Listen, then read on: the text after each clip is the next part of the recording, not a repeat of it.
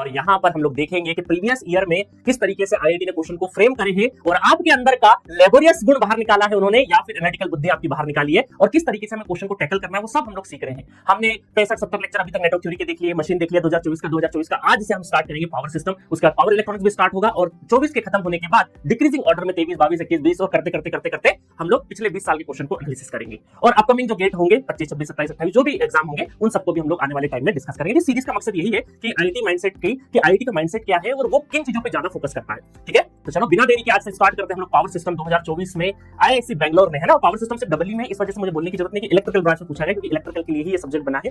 तो 2024 में आईआईसी बैंगलोर ने क्वेश्चन डिजाइन किया है।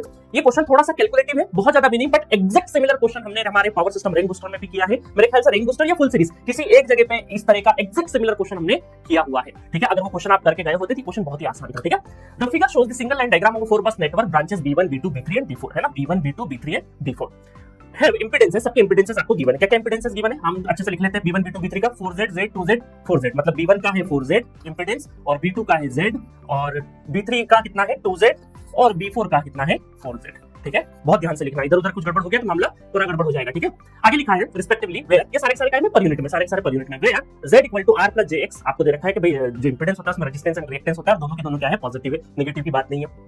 The current drawn from each load bus marked as equal to I per unit, है ना। तो हम ये बोल सकते हैं कि ये सारे के सारे जो बसेस है बस नंबर 1, 2, 3 जितनी बसेस है वहां पर जो करंट ड्रॉ हो रहा है वो I करंट ड्रॉ हो रहा है, वो भी काय में है पर यूनिट में, I पर यूनिट। और I नॉट इक्वल टू 0, 0 नहीं हो सकता, है ना।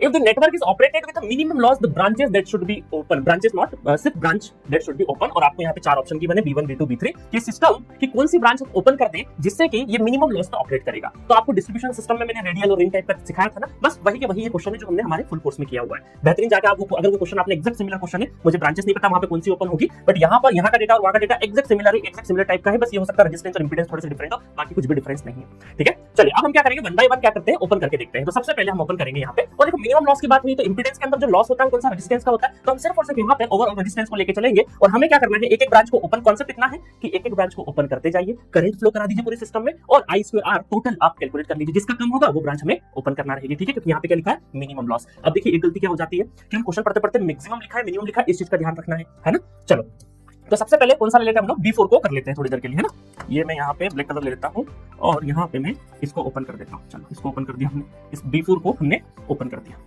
ठीक है, बहुत अच्छे से बताऊंगा मैं आपको करके, ये B4 को मैंने ओपन कर दिया। चलो तो अब देखिएगा यहाँ पर करंट का डिस्ट्रीब्यूशन कैसा हुआ, I करंट यहाँ से आ रहा है तो यहाँ पर भी करंट कौन सा होगा आपका, यहाँ पर भी करंट कौन सा होगा, I करंट होगा।